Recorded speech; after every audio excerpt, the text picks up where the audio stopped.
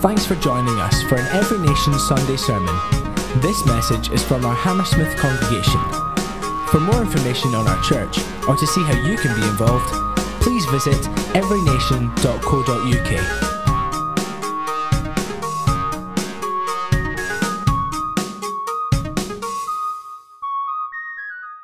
Let me quickly introduce my family to you. Okay, this is my wife, Pia. We've been married for 22 and a half years. This girl in the red sweater is our eldest, Sophia. She's 21. By the way, she's a scholar now at Cambodia, paid for by EU before Brexit. So thank you for helping pay for my daughter's scholarship and education. This is Christina. She's our middle daughter. She's 16, grade 11. And this is Luis in that picture. He's 15 and our only boy. All right. Now, most of us are familiar with God's promise in Matthew 28 to be with us to the ends of the age. Now, let me share a message with you this morning about a God who not only is with us, but a God who goes ahead of us. So God is with us, but not only is He with us, we'll learn today, He goes ahead of us. So we'll look into God's Word. I'll share a few stories to let you know what God is doing around the world, beginning with my own story.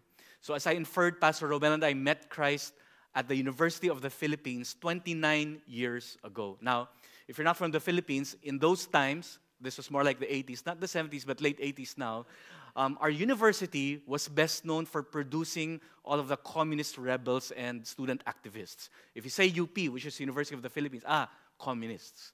But that's where I met Christ.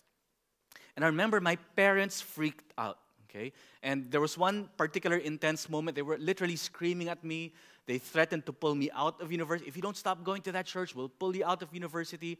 I'll never forget this moment. In the middle of scolding me, then they paused, they scratched their heads and said, "Explain this to us.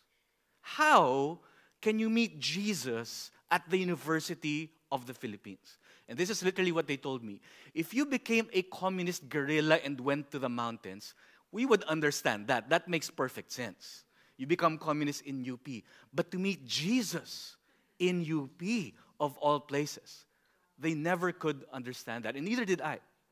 But what they didn't know, and what I didn't know at the time, was that years before I heard the good news of Jesus Christ, God was already working in my heart. All for one purpose: to prepare me for the day I would hear His good news. Now, this is true of all of us. If you look back at your own stories today, look further back, you will see the hand of God weaving events together, orchestrating circumstances, bringing the right people in at just the right time, all for one purpose: to prepare you for the day you are going to hear the good news of Jesus Christ. This is a powerful truth if we realize and embrace it. See, we might have thought back then, that was pure coincidence. Oh, that was pure chance. But looking back now, you know it was the hand of God. And this is my very simple point for all of you here this morning. Every time we engage people, and I'll explain what I mean by engage, we will discover God's already gone ahead to prepare their hearts. Every time we step out in faith to obey God's call with that vision and engage them with the good news of Jesus, you will be surprised. Jesus had already gone ahead to prepare their hearts. Now, when I say engage, and I know you know what the word engage means, it means to intentionally build a relationship with somebody so that you can get to a place where you can share Jesus with them. Now, you have to, at some point, share Jesus. Otherwise, you're just hanging out. Amen? Now, there's nothing wrong with hanging out. I love hanging out. But it's not engaging unless you intentionally, at some point, share Jesus with your friends. See, that's a powerful truth, because what that means is Jesus, or God, is actually at work around you even now. He's at work in your family. He's at work in your neighborhood. He's at work at your offices. He's at work on campus because you are there. Jesus is preparing the hearts of your relationships around you, just like He was in your life. Let me share with you a kind of quick dramatic story of how this kind of works. We have a work now over in Iran. Okay, we can't give you a lot of details for obvious reasons. But this started when an Iranian who had never heard of Jesus, never read the Bible, happened to step into one of our churches in the United Arab Emirates, heard the gospel, the good news for the first time, and surrendered his life to Jesus. Within a few months or so, he went back to Tehran for just a family reunion, 1-2 week vacation. But while they were having this family reunion, he finds out his niece had this congenital disease and she was going blind. And that she was going to see the doctor in, that was a Sunday, would have been a Wednesday, so 3 days. So Mark, our Iranian friend, thinks to himself, okay, he goes to their grandma. Hey, grandma, do you want to see Alicia healed? Grandma said, of course. He should. That's why she's going to the doctor on Wednesday. Well, there's another way. He told grandma, listen, tonight, when everyone is asleep, lay hands on Alicia and you pray in the name of Jesus. Now, obviously, all of them were radical Muslims all of their lives. But don't pray to Allah. Pray in the name of Jesus. So grandma was at first taken aback, but out of desperation, okay, I'm willing to do anything. So that night, grandma waits for everyone to fall asleep. And so once everyone was asleep, it was dark, she sneaks into Alicia's bedroom, and this is according to her testimony. And then she, standing in front of Alicia, she kind of tries to, what's that name? Not Allah, all right, Jesus, she said. And according to her testimony, as soon as she lays hands on Alicia, before she could even open her mouth, in the name of, before she could say, a light shone from heaven into Alicia's bedroom window, hitting Alicia's eyes. Alicia was instantly healed. So the whole family surrenders their life to Jesus. Next thing you know, the word gets around, the whole community surrenders their lives to Jesus. So we never planned to plant a church in Tehran, but next thing we know, we had a church. So Mark calls, this is actually my story. So Mark now calls our pastor over in UAE, Ruel. Hey, Ruel. Hey, Mark, how are you doing? How's vacation? It's good. But listen, I need you to fly into Iran. What? Why would I fly into Iran? Well, good news, bad news. We now have a church in Tehran. What? Yeah. And so next thing you know, so Ruel flies over into Kish. It's a different island to meet all of them. There's 30, 40 now brand new Iranian followers of Jesus who were Muslims all of their lives. And so if you're familiar with the Purple Book, Ruel takes 2 days to take them through the Purple Book. The basics, foundations of Christian belief, the cross, repentance, Holy Spirit. And this is what happened. As he was taking them through the 2 days of the Purple Book, what we call the Purple Book or Biblical Foundations, one Iranian, after one session, would approach him. After the 3rd session, another Iranian approached him. After the 5th session, or whichever, another would approach him, all with very similar stories. And one would say, hey, Pastor Ruel, you know what you just taught about the cross? Yeah? I already know that. Huh? What do you mean? I thought you've been Muslim all of it. Yes. The other guy would say, you know what you just shared about the Holy Spirit? I'm already familiar with that. The other one, you know what you just said about the Bible? I already know it. I said, Ruel, what's going on? What do you mean? I thought you were all Muslims all of it. Yes. But this guy would say, well, 3 months ago, the other one a month ago, the other one 2 weeks ago, geez, I had this dream. And it was so vivid and clear and in color, in full color, but when I woke up, it did not make sense. Until today. When you shared about the cross, I remembered my dream. The other one said, when you talked about Jesus Christ, I remembered my dream. In other words, months before they heard the good news for the first time, Jesus already visited them in their dreams, preparing them for the day they would hear His good news. See, I have a couple of short verses for you this morning, short but packed with meaning and significance. See, Romans chapter 5, verse 8 says, but God shows His love for us in that while we were still sinners, Christ died for us. You know how God demonstrated His love for you and I? In that according to the Bible, while we were still sinners. In other words, while we were living the way we pleased, while we were living, at least according to the Bible, in disobedience to God, Jesus went ahead and died on the cross for our sins. Think about that for a moment. Before we uttered a single word of prayer, before we even sung a note of worship to Him. Jesus already went ahead and paid for our sins. That's how we know Jesus goes ahead and prepares people's hearts. 1 John 4:10 says, "This is love, not that we loved God, but that He loved us and sent His Son as an atoning sacrifice for our sins." That is our assurance. That every time we step out in faith to share the good news with somebody, Jesus had already gone ahead to prepare their hearts. Many years ago, I remember I was preaching like this on a Sunday back in my home church, which happened to be at the University of the Philippines. That's my home church now in the Philippines. If you're from the Philippines, in UP, Diliman, okay? So after the message, I give an invitation, whoever wants to pray to accept Jesus, please come forward. So maybe, 5, 7, kind of come forward. But then there was this guy, okay, who comes forward. He stood out, I'm short for a Filipino, but this guy I'm tall compared to this guy. So he's very short, maybe this tall, but his hair was up to here, okay? And I don't know about London, I'm not familiar with their fashion sense, but this guy was wearing tank tops. Is that what you call it over here? The shirt you wear under your shirt. Not the tank top you wear outside, just you're supposed to wear it under, but he was wearing this, okay? And then he had slippers on, not flip-flops, okay? Nothing fancy, slippers from the market, like, I don't know, half a pound or something worth. And so I was thinking, a bum. Seriously, this is how pastors think, to be honest. Here's this bum, out-of-school guy. So I go straight to him. So I kind of move around and kind of make my way to him. Hey, I said, my name is Michael. And then he's kind of very sheepish and kind of looks down. Oh, my name is Mark. Hey, Mark, how can I help you? I said, I heard what you just shared about the gospel. I'd like to pray to receive Jesus. Sure. So I kind of lead him in prayer, and he prayed to receive Jesus, and wonderful.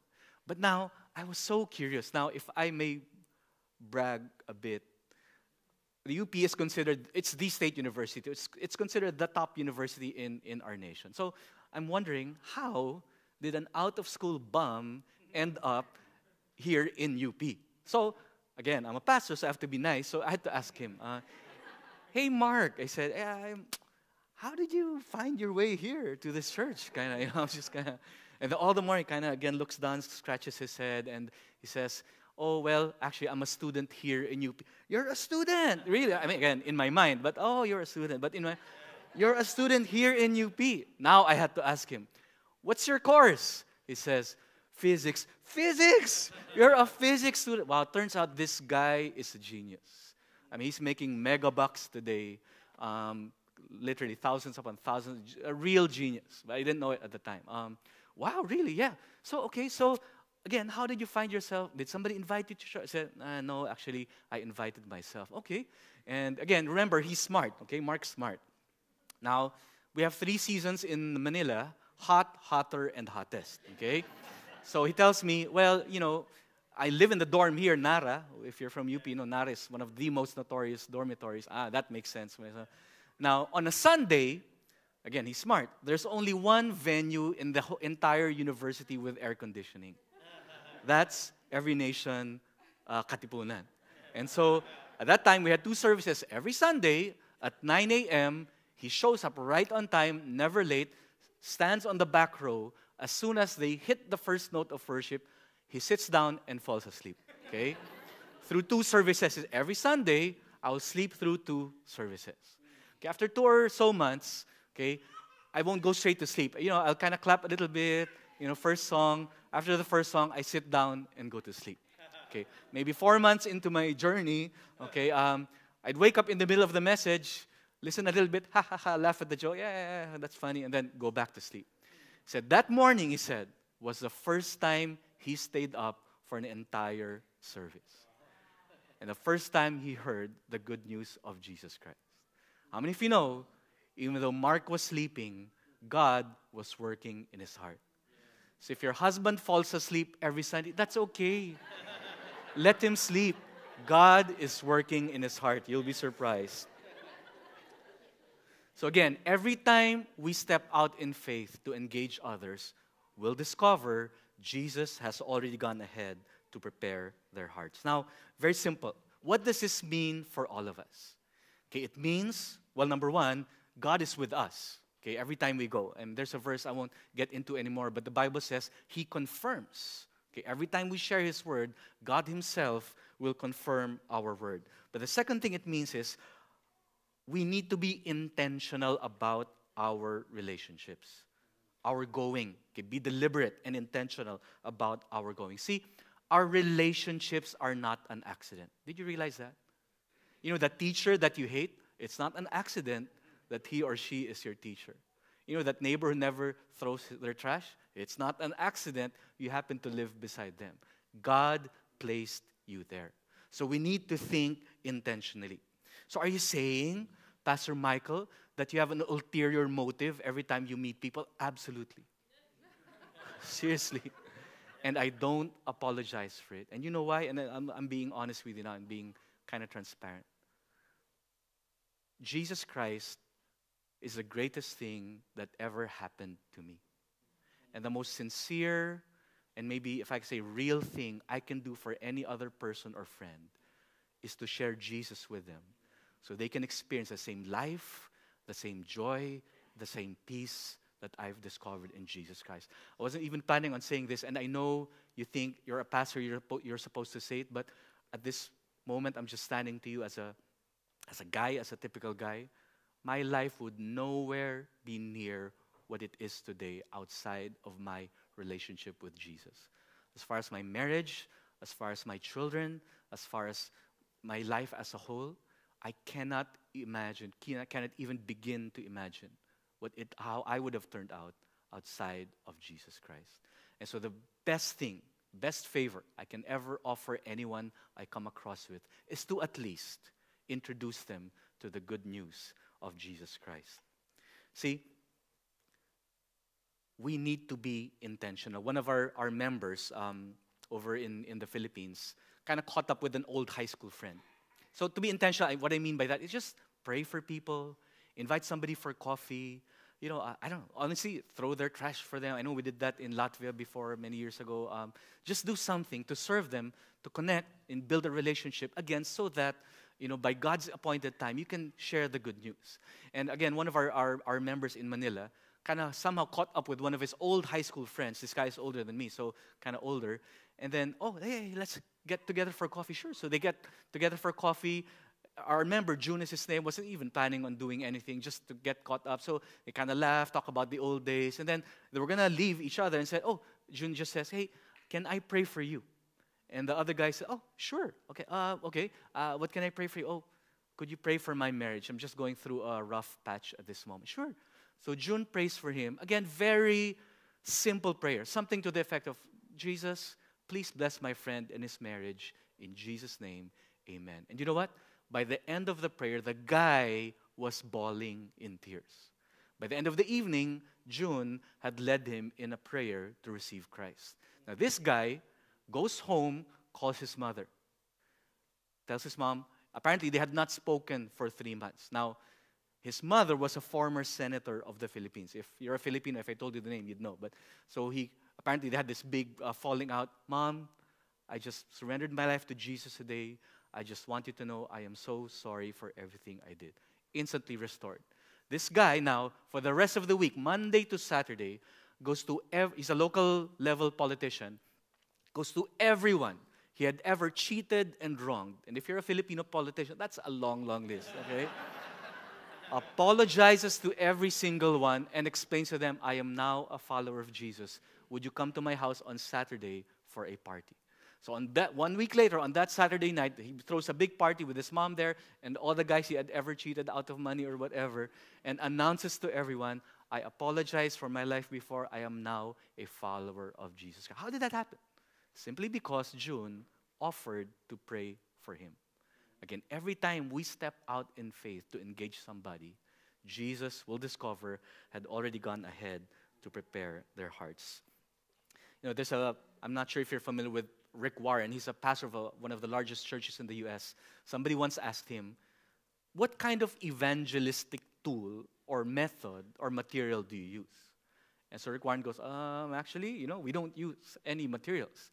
And so the interviewer is surprised. What do you mean? So how do you explain the growth in your church? Well, all we do is we tell our members, just keep doing whatever you're doing, but do it with people who don't follow Jesus. In other words, whatever it is you enjoy doing, keep doing it. But don't just do it with your church friends. Do it with that neighbor who doesn't throw their trash. Do it with your teacher that you hate. Do it with somebody who doesn't know Jesus Christ yet. So, personally, I'm a runner. I love to run. And there's a lot of runners in our church and among the pastors, but I don't run with them. Okay, I run with people who don't know Jesus Christ. So, many years ago, I remember, I run in UP, okay, where we got saved, where we have a local church. One morning, on my way out to run, I just checked this blog in the Philippines, a running blog, a runner's blog, and it announced the first ever specialty running store is opening in the Philippines just outside UP. Whoa! So I get excited. Wow, perfect. I'm going to go for a run, and then I'll head out to that store. So that's what I did. So I go to the university, I run, and then I go to the store. But when I get to the store, I noticed it wasn't really open. There were no shoes. It's kind of half open. There's a signage, but not really open. But then the door was kind of half open. So, well, I'm already here. So I kind of walk in. And there's a guy inside. I said, oh, hi, my name is Michael. You know, I read in the blog that you had just opened. I said, oh, I'm sorry. He said, oh, we're not opening until 2 weeks. Would you mind coming back in 2 weeks? Oh, sure, no problem. I'll come back. All right, I'll see you in 2 weeks. So I'm heading out the door. And they said, oh, hold on. I said, Michael, you know what? We have a, what do you call that now? A group run. There you go. We have a group run this Wednesday, like 2 days later at 5:30. Would you like to join us? I said, where is it? At UP? Okay, at the Academic Oval, 5:30. Okay, I'll join you. So 2 days later, I joined. My name is Hek, by the way. Okay, I'm Michael. So we meet up Wednesday afternoon, do a group run together, and then we kind of fall back together. We end up, I was very new in running, and I guess I'm a potential kaching in Hek's mind, potential customer. So he starts kind of running with me. So we're running together, and then he asks me, oh, Michael, what do you do for a living? Again, making small talk. I said, oh, Hek, I'm a pastor. I kid you not. As soon as I said I'm a pastor, Hek starts running this way. And then he tells me, you know what? When I was young, I made a vow, I will never go to your kind of church. That's what he told me. And so I had to change the topic. Oh, am I too slow for you? He said, oh, no. No, that's fine, but straighten your back. Okay, good. So we keep running. So about a couple of rounds, then he asks me, hey, Michael, what's his exact question. What's the formula to becoming a Christian? I said, oh, Hek. I said, there's no formula. So I just tell him my story. I share my testimony, how I met Christ in university. After I share my story, he goes, you know what? When I was young, I made a vow, I will never go to your kind of church. So I had to change the topic again. Okay, how's my form now? Is that right? Are these the right shorts? You know, are my shoes right? Oh, no. So we keep running. A couple of rounds. Now, it so happened at the time where we met was on campus at a theater like this, right on the Academic Oval where we run. So we passed the theater. And I was like, hey, you know what? Hek, by now, I think I get the picture. Okay? About what you think about what we believe. But I just want you to know, every Sunday at 9 and 11, we're right in this building. I'm there any Sunday, and you are always welcome to come. You know what? We became friends after that, dropped the subject, never talked about God and all that, but we became fast friends. 3 months or 4 months later, again, I happened to be sharing the message that morning in church. Again, I give an invitation, whoever wants to accept Jesus. A few hands come up, but there was a hand in the back. I was shocked to see it was Hek. Today, we've become dear friends. That's Hek. And then my wife and I had the honor of baptizing him and his wife. That's the next picture. There you go. That's a shop, Second Wind. And today, they're following Jesus. Amazing, very influential in the running community. So now, he's the one sharing the gospel to all of his running friends. Again, why? Just because I kept doing what I would do anyway, but I did it with people who don't follow Jesus. We have a couple of Japanese leaders over at our church in Japan. They love to play Frisbee. Okay, but they decided, instead of just playing Frisbee among ourselves, why not play Frisbee with, Japanese who don't know Jesus Christ? But they had few friends. So they go out to the park, and instead of just throwing the Frisbee at each other, they deliberately would overthrow the Frisbee. Okay, so one time they overthrew the Frisbee and hit a guy on the head, a Japanese guy. So, oh, sorry. Oh, by the way, my name is Kek, and I'm John. What's your name? And they find out this guy goes to an English club in university with 300 other students. Next thing you know, 9 of them now are added to the church. Why? Because they kept playing Frisbee, but they hit other people on the head with a Frisbee. Okay? So I don't know what it is you do. Go to Toby Cravery as much as you want. But don't just go with your church friends. Bring that neighbor. Bring your office mate. Bring your boss. I don't know, play football. I'm sure you play football. Keep playing football. That's not a problem. But don't just play football with Pastor Wolfie. Bring your friends who have never met Jesus. Why is that funny? Okay, go run. No, you can't run with Pastor Wolfie. Too fast. Amen. But while doing, just be aware and you're watching out what God is doing in their hearts. Just in closing, when we deliberately and intentionally join God in His work of revealing Himself and sharing His good news with others, you will be surprised. Jesus has already gone ahead to prepare their hearts. Can I pray for you? Is that okay? I'll pray for you and then I'll turn it back over to Pastor Wolfie. Would you all just bow your heads and close your eyes? Okay, Lord Jesus, thank you, first of all, that 2,000 years ago, you went ahead and died on the cross for our sins. Lord, it should have been us. It was our sins. We should have been the ones on the cross. But you went ahead to pay the penalty for our sins. And Lord, our simple prayer this morning is that you would use us to share your good news, to share your life, to share your joy, again, for no other reason, but so that your name would be honored in our lives. In Jesus' name, amen. Amen.